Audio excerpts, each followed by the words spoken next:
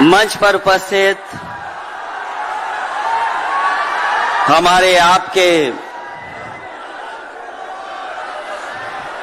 और देश के बड़े नेता आदरणीय लालू प्रसाद यादव जी, जिन पर हमें और आपको विश्वास है, वो लगातार जन विश्वास यात्रा के माध्यम से आज ऐतिहासिक गांधी मैदान में ऐतिहासिक जन विश्वास महारैली के नायक नेता प्रतिपक्ष बिहार तेजस्वी प्रसाद यादव जी, कांग्रेस पार्टी के राष्ट्रीय अध्यक्ष आदरणीय मल्लिकार्जुन खड़गे जी, राहुल गांधी जी, आदरणीय राबड़ी देवी जी, महासचिव सीपीएम सीताराम येचुरी जी, डी राजा साहब, सीपीआई एमएल दीपांकर भट्टाचार्य जी, केसी वेणुगोपाल जी, जनाब अब्दुल बरी सिद्दीकी साहब, तेज प्रताप यादव जी और मंच पर उपस्थित बड़ी संख्या में इंडिया गठबंधन के सभी हमारे नेता और इस ऐतिहासिक मैदान में उपस्थित बिहार की महान जनता, पत्रकार साथियों, मैं सबसे पहले तेजस्वी जी को और उनके दल को बहुत बहुत बधाई देना चाहता हूं। साथ ही साथ इस इंडिया गठबंधन और महागठबंधन के जितने भी दल हैं, जिनके कार्यकर्ता मैं देख रहा हूं मैदान में तो है ही, पटना के चारों तरफ और पटना की सड़कों पर मुझे दिखाई दिए हैं, जिन्होंने चुनाव शुरू होते ही ऐलान कर दिया है कि अगर उत्तर प्रदेश 80 हराओ का नारा दे रहा है, अगर उत्तर प्रदेश 80 हराओ का नारा दे रहा है, तो बिहार भी पीछे नहीं है। 40 हराओ का नारा यहां से भी निकल करके जा रहा है। और अगर यूपी और बिहार मिलकर के 120 सीट हरा देंगे तो भारतीय जनता पार्टी का क्या होगा। मैं अभी सुन रहा था, हमारे कम्युनिस्ट पार्टी के नेता ये कह रहे थे कि समुद्र मंथन हुआ था कभी। समुद्र मंथन हमारे सभी लोगों को पता है, समुद्र मंथन के दौरान क्या हुआ है। लेकिन इस ऐतिहासिक मैदान में मैं कहना चाहता हूं कि 2024 में संविधान मंथन होने जा रहा है।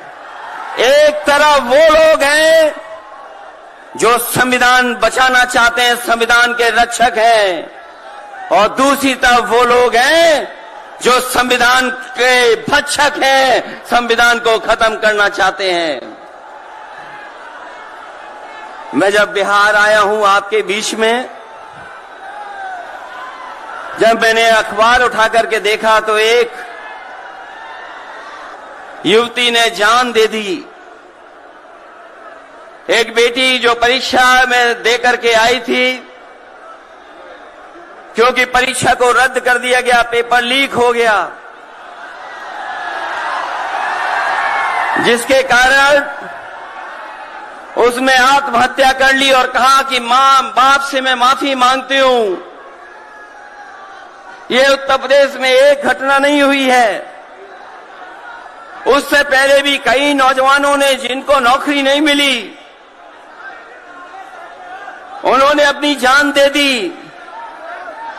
जिस शेर से मैं चुन करके आता था, वहां भी एक ब्रजेश पाल बेटे ने, हमारी आपकी उम्र से कम उम्र, उस नौजवान ने पढ़ी लिख ली डिग्री जो थी, उन डिग्रियों को जला करके और आत्महत्या कर ली।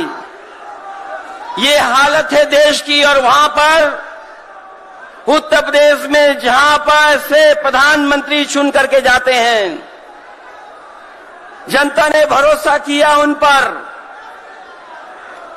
उनको बहुमत दे दिया, लेकिन डबल इंजन की सरकार ने बेरोजगारी दी है। मुझे खुशी है कि तेजस्वी ने यहां पर नौकरियां दे दी, रोजगार दे दिए,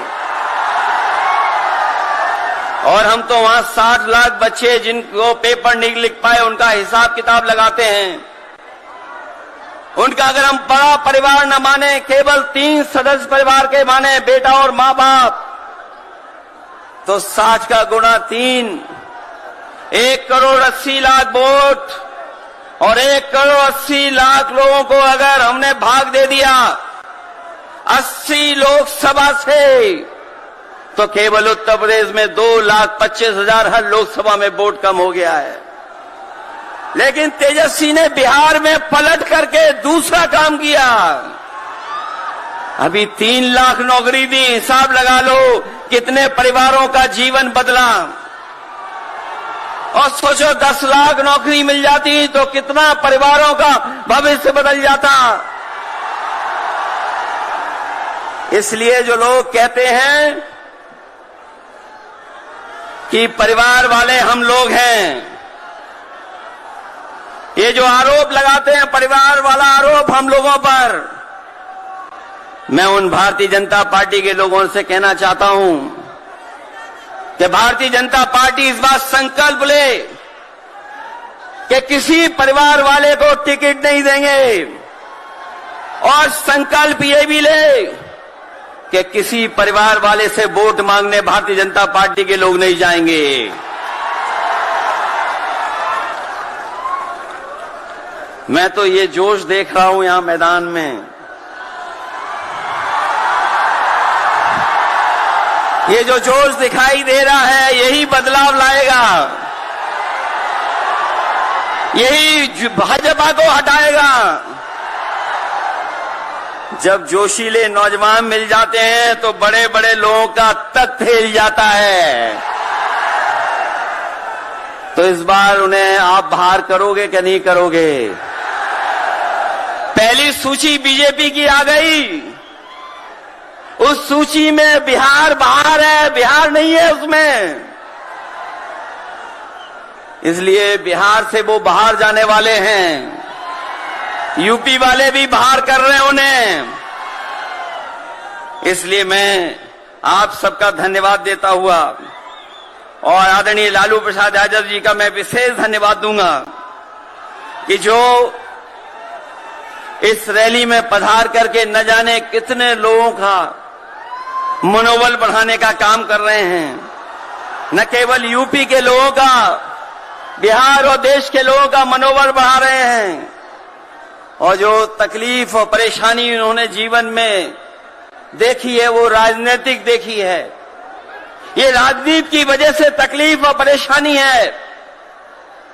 मैं अभी तेजस्वी जी को सुन रहा था, उन्होंने कहा कि एक एजेंसी आ गई। ये एजेंसी इसलिए आई है कि राजनीति में हम लोग हैं, और हम लोग अगर इनका मुकाबला न कर रहे होते तो कोई एजेंसी नहीं आती। उन्हें डर है कि ये ताकत मिलकर के, ये गठबंधन बन करके उनको हटाने का काम करेगा। इसलिए मैं आपसे कहना चाहता हूं, 120 हटाओ, देश बचाओ। भाजपा हटाओ, संविधान बचाओ। भाजपा हटाओ, देश बचाओ। भाजपा हटाओ, आरक्षण बचाओ। भाजपा हटाओ, नौकरी पाओ। भाजपा हटाओ, संकट मिटाओ। मैं इन्हीं शब्दों के साथ मैं सभी लोगों का बहुत बहुत धन्यवाद और आभार प्रकट करना चाहता हूं, इस उम्मीद और इस भरोसे के साथ कि जब कभी हम लोग अगली बार मिलेंगे तो ये डबल इंजन की सरकार बाहर होगी, यूपी से लेकर के बिहार तक भारतीय जनता पार्टी बाहर होगी। बहुत बहुत धन्यवाद आपका। शुक्रिया अखिलेश भाई। अब मैं आग्रह करूंगा भारतीय राष्ट्रीय कांग्रेस के